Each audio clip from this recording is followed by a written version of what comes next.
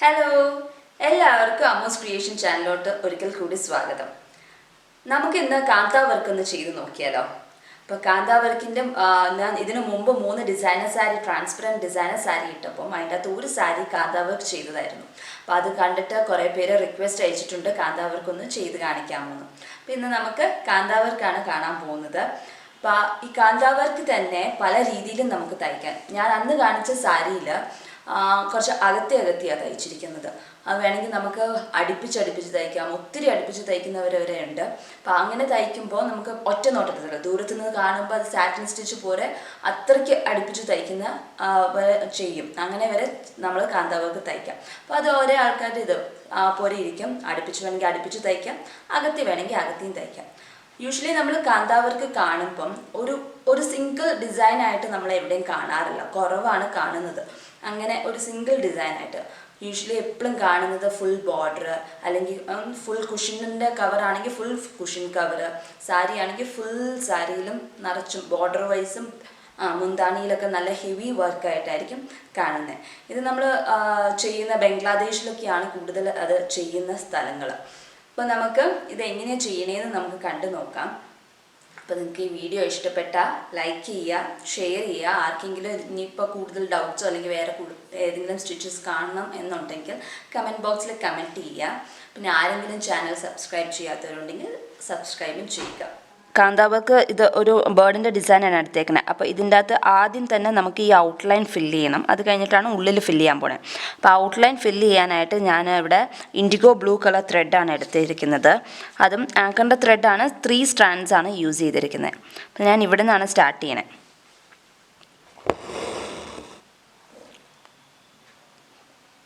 കുറച്ച് ലെങ്ത്താണ് ഞാൻ എടുക്കുന്നുള്ളൂ. അപ്പോൾ അത് ഞാൻ അവിടെ താത്തിയിട്ട്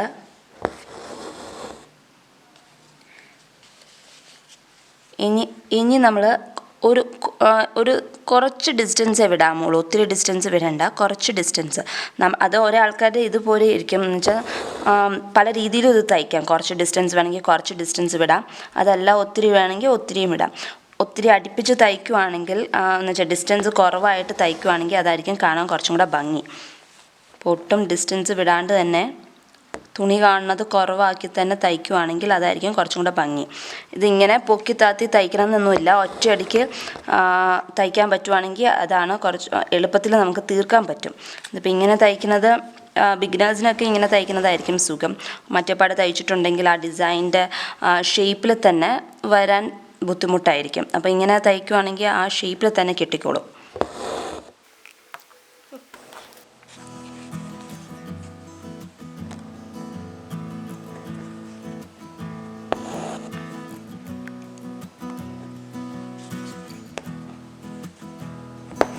നമ്മളിപ്പോൾ ബേർഡിൻ്റെ ഇവിടുത്തെ ഔട്ട്ലൈൻ എല്ലാം തയ്ച്ചു കഴിഞ്ഞു. ഇനി നമ്മൾ ഈ വിങ്സിൻ്റെ ഇവിടെയാണ് തയ്ക്കുന്നത്. ഈ കർവ്സ് എല്ലാം ഇതുവരെ തന്നെ ഇൻഡിഗോ ബ്ലൂ വെച്ചിട്ട് ഔട്ട്ലൈൻ തയ്ക്കണം.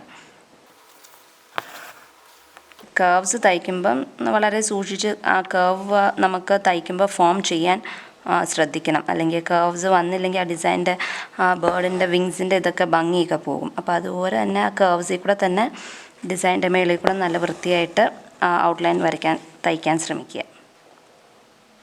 നമ്മൾ ഇവിടെ തയ്ച്ചു കഴിഞ്ഞിട്ട് നമുക്ക് ഇവിടെ കെട്ടിടുന്നതിന് പകരം ട്രാൻസ്പെറൻറ്റ് തുണിയല്ലല്ലോ നമുക്ക് ഇങ്ങോട്ടേക്ക് പാസ് ചെയ്ത് തയ്ക്കാം.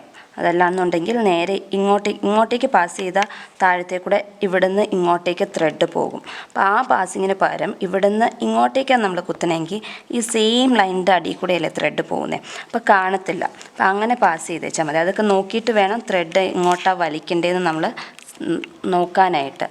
നേരെ ഇങ്ങോട്ടേക്കാണ് പാസ് ചെയ്യണമെങ്കിൽ ഇത്രയും ത്രെഡ് ഇതിലെ കൂടെ പോണത് നമുക്ക് കാണാൻ പറ്റും.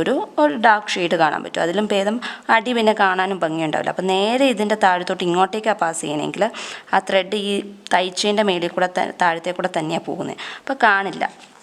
അപ്പോൾ അതൊക്കെ ത്രെഡ് എങ്ങോട്ടാണ് പാസ് ചെയ്യേണ്ടേ, എവിടെ നിന്നാണ് നമ്മൾ തയ്ക്കാൻ തുടങ്ങണ്ടേ എന്നൊക്കെയുള്ളത് തയ്ക്കാൻ തുടങ്ങുന്നതിന് മുമ്പ് തന്നെ നമ്മൾ ആലോചിക്കണം. ഇതിലെ കൂടെ തയ്ച്ചാൽ ത്രെഡ് ഇതിലെ കൂടെയൊക്കെ പാസ് ചെയ്യാൻ പറ്റും എന്നൊക്കെ. ഇത് കാന്താ വർക്ക് എന്ന് പറഞ്ഞിട്ടുണ്ടെങ്കിൽ ബേസിക്കലി റണ്ണിങ് സ്റ്റിച്ചിൻ്റെ സിമിലറാണ്. റണ്ണിങ് സ്റ്റിച്ചും കാന്താ വർക്കും ഓൾമോസ്റ്റ് സിമിലർ തന്നെയാണ്. റണ്ണിങ് സ്റ്റിച്ച് യൂഷ്വലി നമ്മൾ ചെയ്യണത് സ്ട്രെയിറ്റ് ലൈൻസ് ഫോർമേഷനും ഒക്കെയാണ്. അപ്പം ഇത് കാന്ത വർക്ക് ഇങ്ങനെ ഒരേ ഡിസൈൻസിൻ്റെ ഉള്ളിൽ നിറച്ചും ഫില്ല് ചെയ്ത് തയ്ക്കുന്ന ഒരു വർക്കാണിത്. അപ്പോൾ നമ്മൾ ഇതിൻ്റെ ഔട്ട്ലൈൻ തയ്ച്ച് തീരാറായി. ഈ ഒരു പോർഷനും കൂടെ തയ്ച്ചാൽ മതി. ഇവിടെ ഞാൻ ഫില്ല് ചെയ്യാത്തത്, ഇവിടെ സാറ്റിൻ സ്റ്റിച്ച് ഇവിടെയും ഈ ഭാഗത്തും നമ്മൾ സാറ്റിൻ സ്റ്റിച്ച് തയ്ക്കുന്നത്. അതുകൊണ്ടാണ് ഞാൻ അവിടെ ഔട്ട്ലൈൻ കൊടുക്കാത്തത്. അപ്പോൾ നമുക്ക് ഈ ഒരു പോർഷനും കൂടെ തയ്ച്ച് സാറ്റിൻ കാന്ത വർക്ക് വെച്ചിട്ട് നമുക്ക് ഫില്ല് ചെയ്തെടുക്കാം.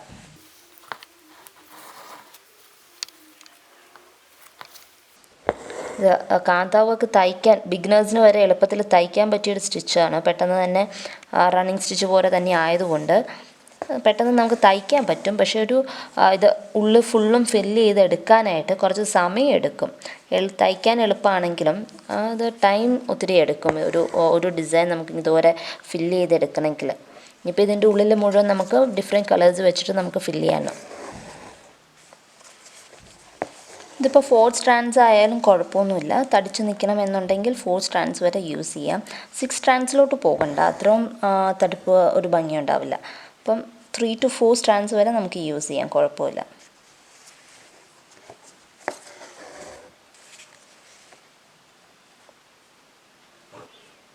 ഇപ്പം നമ്മൾ ഔട്ട്ലൈൻ ഫുള്ളും തയ്ച്ചു കഴിഞ്ഞിട്ടുണ്ട്.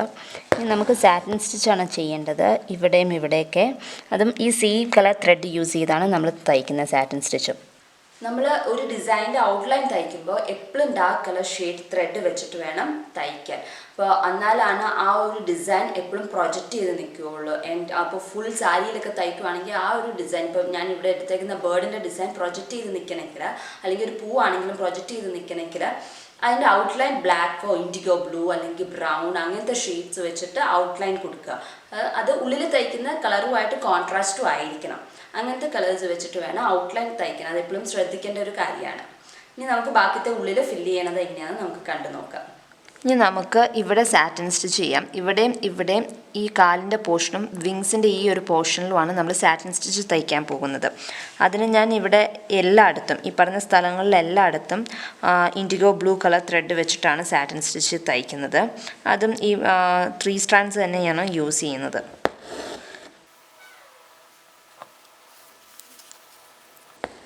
സെൻറ്ററിൽ നിന്ന് സ്റ്റാർട്ട് ചെയ്യണമെന്നൊന്നുമില്ല. സെൻറ്ററിൽ നിന്ന് സ്റ്റാർട്ട് ചെയ്താൽ കുറച്ചും കൂടെ ഒരു ഫിനിഷിങ് കിട്ടണവരെ എനിക്ക് തോന്നുന്നു. അതുകൊണ്ടാണ് ഞാൻ സെൻറ്ററിൽ നിന്ന് എപ്പോഴും സ്റ്റാർട്ട് ചെയ്യുന്നത്.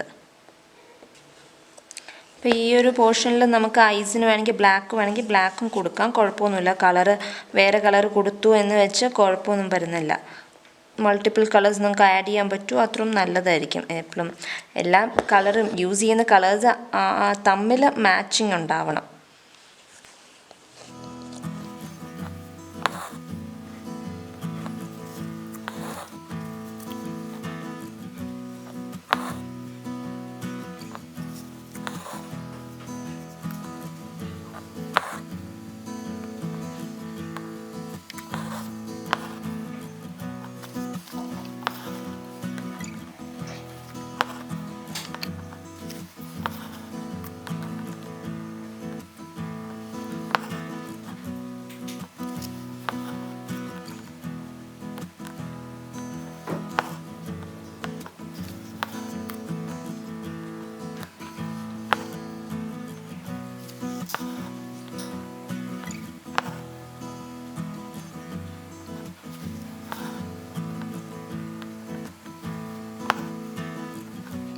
ഇപ്പം നമ്മൾ സാറ്റിൻ സ്റ്റിച്ച് തയ്ച്ചു കഴിഞ്ഞാൽ നമുക്ക് ഇതിൻ്റെ ഉള്ളിൽ ഇവിടെ കാന്ത വർക്ക് ചെയ്യാം. അത് റെഡ് ത്രെഡ് ഇട്ടാണ് ഈ ഒരു പോർഷൻ, ഇത്ര ഒരു പോർഷൻ ചെയ്യണത്. ഇവിടെ ഞാൻ യെല്ലോയാണ് ഈ ഒരു പോർഷനും ഇതും ഈ 2 പോർഷനും ഇവിടെയുള്ള പോർഷൻ. ഈ കേർവ്സ് ഉള്ളയിടത്തൊക്കെ ഇവിടെ പറഞ്ഞിരിക്കുന്നതൊക്കെ യെല്ലോയും ഈ കേർവ്സ് ആയിട്ടുള്ളയിടത്തൊക്കെ ലൈറ്റ് ബ്ലൂ ആണ് ഞാൻ കൊടുക്കുന്നത്. ഇവിടെ എല്ലാം ഫുള്ളും കാന്ത വർക്കാണ് ചെയ്യുന്നത്.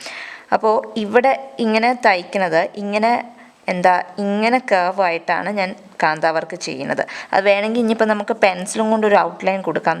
ഇങ്ങനെയാണ് പോകുന്നത്. പിന്നെ ഇങ്ങനെ, അതിപ്പം ക്ലിയർ ആയിട്ട് നിങ്ങൾക്ക് കാണാൻ പറ്റത്തുണ്ടാവില്ല, ലൈറ്റായിട്ട് ഞാൻ വരയ്ക്കുന്നത്. ഇങ്ങനെ കേർവ് ചെയ്തിട്ടാണ് ഞാൻ തയ്ക്കാൻ ഉദ്ദേശിക്കുന്നത്. അപ്പോൾ ഇങ്ങനെ പൊക്കോളും. അപ്പോൾ അത് തയ്ക്കുന്നതിന് മുമ്പ് നിങ്ങൾക്ക് വരയ്ക്കണമെന്നുണ്ടെങ്കിൽ അങ്ങനെ വരച്ച് വെച്ചിട്ട് തയ്ക്കാം. അപ്പോൾ ഒരു കേർവ് ഷേപ്പിലാണ് ഞാൻ തയ്ച്ച് പോകുന്നത്. അപ്പോൾ നമുക്കിവിടെ ഇത് റെഡ് ഇട്ട് തയ്ക്കാം. അതും 3 സ്ട്രാൻഡ്സ് ആണ് ഞാൻ യൂസ് ചെയ്യുന്നത്, റെഡ് ത്രെഡ്.